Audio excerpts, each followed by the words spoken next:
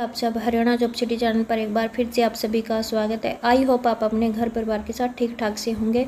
तो guys HSC group C भर्ती की जो प्रक्रिया है वो तेज़ हो गई है और जो सोशियो इकोनॉमिक्स नंबर वेरीफाई का जो काम है वो भी शुरू हो गया है। इसको लेकर हरियाणा कर्मचारी चयन आयोग ने जो हरियाणा परिवार पहचान पत्र अथॉरिटी है उसको पत्र लिखा है।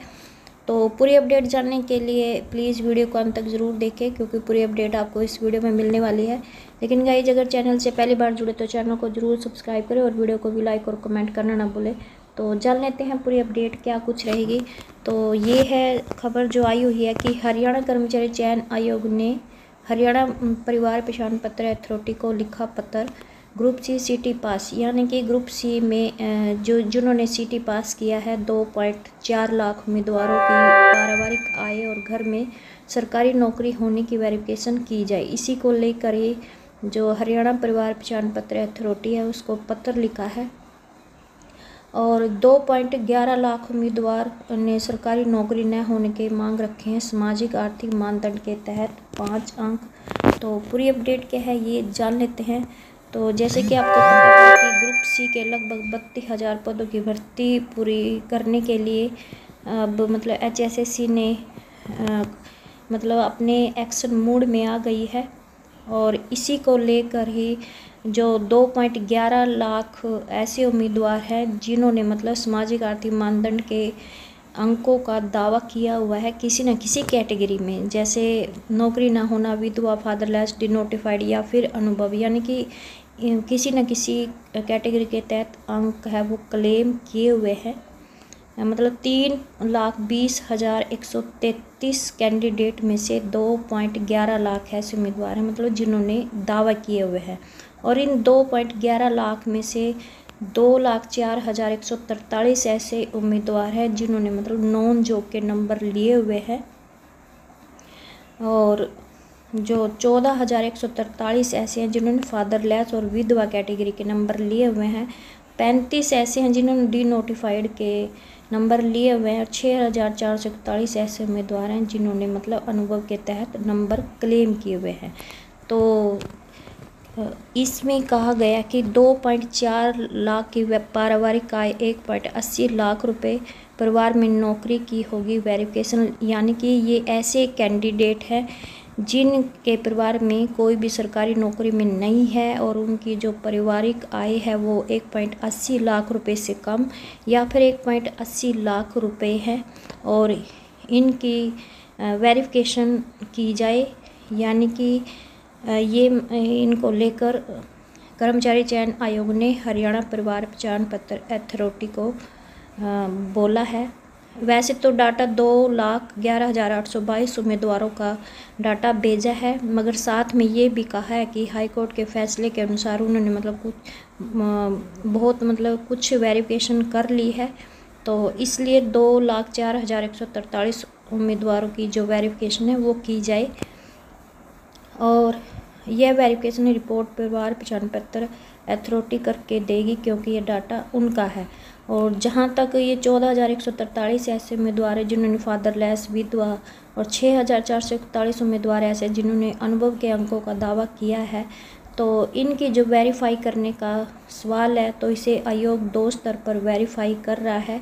एक स्तर पर तो एजेंसी से जांच कराई जा रही है, दूसरे स्तर पर आयोग स्वयं इनकी वेरिफिकेशन कर रहा है।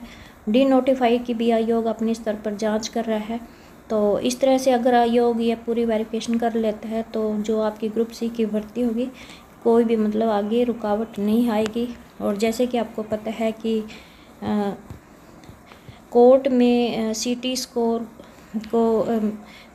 रद्द किया हुआ है सिंगल बैच के फैसले के अनुसार। और सीटी में जो सोशियो इकोनॉमिक नंबर वेरीफाई को लेकर जो केस लगा है उसकी भी मतलब सुनवाई है और इसी को मतलब सुनवाई होनी है। जैसे कि आपको पता है कि जो सीटी स्कोर है वो सीटी में जो आपने नंबर ली है वो नंबर और सामाजिक आर्थिक मानदंड के अंक जोड़कर ही आपका मतलब जो सीटी स्कोर है वो बना हुआ है। और सिंगल बैच ने सीटी स्कोर को रद्द किया हुआ है सोशियो इकोनॉमिक वेरिफिकेशन को लेकर। तो सिंगल बेंच ने फैसला दे रखा कि पहले सामाजिक आर्थिक मानदंड के दावों की वेरिफिकेशन हो और उसके बाद सीटी स्कोर संशोधित जारी हो और संशोधित सीटी स्कोर के आधार पर जो भर्ती प्रक्रिया है वो शुरू की जाए। तो इसलिए अब आयोग ने मतलब ये फैसला लिया है कि सामाजिक आर्थिक मानदंड मतलब वेरीफाई किया जाए, क्योंकि इस केस पर जो सिंगल बैच के इस केस की जो सुनवाई है वो 3 अक्टूबर को होनी है। हालांकि मतलब आयोग ने सिंगल बैच के इस फैसले पर डबल बैच में अपील दायर कर रखी है, लेकिन फिर भी अगर अपील में डबल बैच ने भी सिंगल बैच के फैसले के अनुसार सामाजिक आर्थिक मानदंड वेरीफाई करने के लिए कह दिया, तो आयोग के पास मतलब जो ये वेरिफिकेशन की रिपोर्ट होगी मतलब तैयार होगी, तो इसको लेकर अब HSSC ने प्लान बी पर मतलब काम शुरू कर दिया है। और यह भी संभव है कि आयोग अपने स्तर पर भी वेरिफिकेशन के बाद सीटी स्कोर संशोधित कर ले। तो अगर ऐसा हो जाता है तो फिर भर्ती प्रक्रिया को कोई रोक नहीं पाएगा। आपको ये भी पता है कि दैनिक सवेरा ने ये मामला प्रमुख रूप से उठाया था सामाजिक आर्थिक मानदंड के वेरीफाई को लेकर। हालांकि मतलब आयोग का अभी तक का यही स्टैंड था कि आयोग ने उम्मीदवारों को ये अंक क्लेम करने के लिए कई बार मौका दिया है। कई उम्मीदवारों ने तो मतलब नंबर क्लेम भी कर लिए हैं, मतलब नंबर वापस भी ले लिए हैं और आयोग ने संशोधित सीटी स्कोर जारी कर रखा है। अगर इतना मौका देने के बाद भी कोई उम्मीदवार गलत अंक लेता तो उसके खिलाफ भविष्य में कार्रवाई की जाएगी।